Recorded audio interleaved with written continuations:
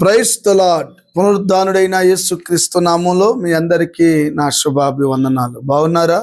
యేసయ్య మీ అందరినీ ఆశీర్వదించునుగాక. అనుదిన వాత్సల్యత అను నేటి వాక్య ధ్యానాంశాన్ని ఉదయకాలం ధ్యానించుకుందాం రండి. పరిశుద్ధ బైబిల్ గ్రంథముల నుంచి హెబ్రీలు రాసిన పత్రిక 13వ అధ్యాయము 5వ వాక్య భాగాన్ని 3వ లైన్ నేను చదువుతాను. వీలైతే బైబిల్ తెరిచి వాక్యాన్ని గమనించండి.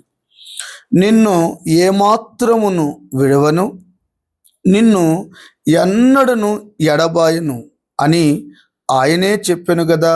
కాబట్టి ప్రభు నాకు సహాయకుడు, నేను భయపడను. యేసయ్యకి మహిమ కలుగునుగాక. దైవజనమ, ఈ చదవబడిన ఈ చక్కటి వాగ్దానాన్ని మీరు విన్నారు కదూ. నా దేవుడు నీ కుటుంబంతో మాట్లాడుతున్నాడు. ఈ వాక్యం వింటున్న ప్రజలతో మాట్లాడుతున్నాడు. దైవజనమా, ఆలకించు. ఈ రోజున నీ జీవితంలో కన్నీళ్ళే అన్నపానాలుగా మిగిల్చబడ్డాయా? నన్ను ఎవరు పట్టించుకోవట్లేదు అనుకుంటున్నావా? అందరూ ఉన్న ఒంటరిగా బ్రతుకుతున్నానని వేదన చెందుతున్నావా? చుట్టూతో ప్రజలందరూ స్నేహితులే, శ్రేయాభిలాషులే, కానీ నాకున్న పరిస్థితులను బట్టి నన్ను విడిచిపెట్టేశారని వేదన చెందుతున్నావా? భయపడాల్సిన అవసరం లేదు. పరిశుద్ధాత్మ దేవుడు ఎన్నో వాగ్దానాలు నీ కొరకు, నా కొరకు ముందుగానే రాయించి పెట్టాడు.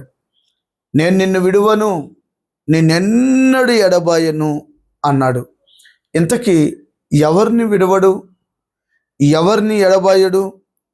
ఒకవేళ ఇప్పుడు నువ్వు నిస్సహాకరమైన స్థితిలో ఉన్నావేమో, కన్నీళ్ళే అన్నపానాలుగా మిగిలి గుండెల్లో ఆక్రందన కలిగి వేదన చెందుతూ బ్రతుకుతున్నావేమో తల్లి, ఓ నా తండ్రి, తమ్ముడు, నిన్నే నా దేవుడు ధైర్యపరుస్తూ అంటాడు, నేను నిన్ను విడిచిపెట్టనురా నాన్న.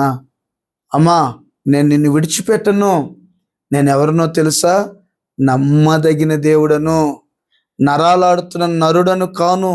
నేను నిన్ను మోసం చేయడానికి నోటి మాటతో ఈ భూమికి పునాది వేసిన దేవుడను. Praise the Lord. బైబిల్లో ఒక తల్లి గురించి మీకు జ్ఞాపకం చేస్తాం. దేవుణ్ణి నమ్ముకుంది.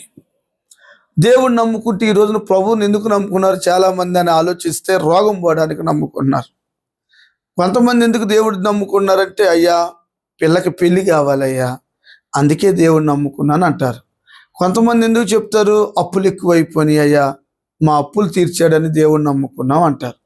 నేనంట, ఇవన్నీ ఏదో ఒక రీతిగా మనం తీర్చుకోగలం. వాటి కొరకు ప్రభు దగ్గరికి రావాల్సిన అవసరమే లేదు. నేనంట, నీలో ఉన్న ఆత్మ ఒకవేళ ఈ భూమి మీద నువ్వు కన్ను మూస్తే నిత్య నరకానికి వెళ్లకుండా యేసు ప్రభుని సొంత రక్షకుడిగా నువ్వు అంగీకరిస్తే, నీ ఆత్మ నిత్యము యుగయుగాలు సదాకాలం ప్రభుతో ఉంటుందని మరణానికి భయపడి మృతుల పునరుద్ధానం ఉందని నువ్వు గుర్తించి యేసు దగ్గరికి రావాలి. నా పాపముల కొరకే యేసు ప్రభు యజ్ఞ పశువుగా వధించబడ్డాడు. యేసు ప్రభు దగ్గరికి వచ్చింది ఒక తల్లి.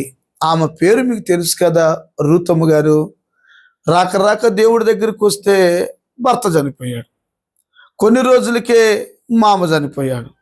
కొన్ని రోజులకే మరిది చనిపోయాడు. ఇక చూడండి, అడుగు పెట్టడమే ఆలస్యము. మామ చనిపోయాడు, భర్త చనిపోయాడు, మరిది చనిపోయాడు. ఇక ఆమె జీవితం ఎలా మారిపోయింది? యేసు ప్రభు దగ్గరికి వచ్చినాక జీరో అయిపోయింది. చుట్టూతో ఉన్న ప్రజలు అంటున్నారు, ఏ పాపం చేసిందో ఈ తల్లి, అడుగు పెట్టింది, పతనం అయిపోయింది ఇల్లు అంటున్నారేమో. ఈ రోజున రూతుము పడుతున్న అవస్థల్లో ఈ వాక్యం వింటున్న దైవజనమా, మీలో ఎవరైనా ఉన్నారా? భయపడొద్దు. ఆమె ఏం చేసిందో తెలుసా? నయోమినంట హత్తుకుందంట. అమ్మా, నువ్వు ఇంటికి వెళ్ళిపోయి పెళ్లి చేసుకుని మంచిగా బతుకంటే, నో అత్తమ్మా, ఆ మాట అనొద్దు. నీ దేవుడే నా దేవుడు, నీ జనమే నా జనము. నువ్వు ఎక్కడుంటావో నేను అక్కడ ఉంటాను, నువ్వెక్కడ సమాధి చేయబడతావో నేను అక్కడ సమాధి చేయబడతానని నయోమినంట హత్తుకుందంట. ఈ వాక్యం వింటున్న దైవజనమా, నువ్వు యేసయ్యని హత్తుకోవాలి, సంఘాన్ని హత్తుకోవాలి, సహవాసాన్ని హత్తుకోవాలి, వాక్యాన్ని హత్తుకోవాలి. నా దేవుడు నిన్ను ఎత్తుకుంటాడు. దేవునికి స్తోత్రం కలుగునుగాక. చూడండి, హత్తుకుని నష్టంలో కూడా పరిగేరుకుంటూ బ్రతుకుతుంటే ఆ దేశంలో గొప్ప ఐశ్వర్యవంతుడైన బోయాజు గారు ఆమెను చూసి, ఎవరేమే? అయ్యా పలానా. అరే అవునా, ఈమె చేసినదంతా నేను ఎరుగుదును, ఆమెను చూసి చూడనట్లుగా పరిగి విడిచిపెట్టను. దయగలిగిందా లేదా? కాస్త కడుపు నిండిందా లేదా? అత్తను పోషించుకోగలిగిందా లేదా?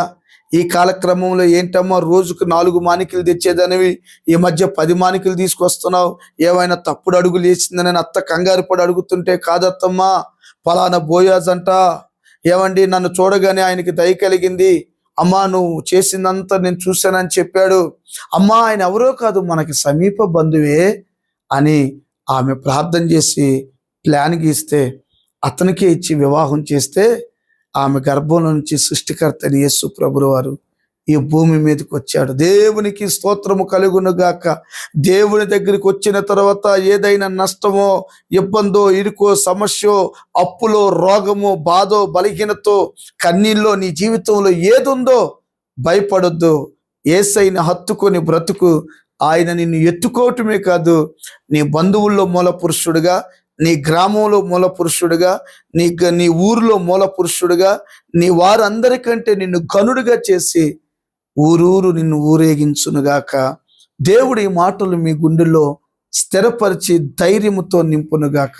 తలలు వంచండి, ప్రార్థన చేసుకుందాం. ప్రేమ కలిగిన తండ్రి, మహాపరిశుద్ధుడా, నువ్వు విడువని దేవుడవుగా ఉన్నావు. మేము కూడా నిన్ను హత్తుకుని బ్రతికే భాగ్యము దయచేయండి. యేసు నామమున అడిగి పొంది ఉన్నాము తండ్రి, amen. Thank you. God bless you. దేవుడు మీ అందరిని దీవించునుగాక. ఆమెన్. ఈ అనుదిన వాత్సల్యత వింటున్నారు కదూ, అనేకులకు షేర్ చేయండి, తెలియపరచండి.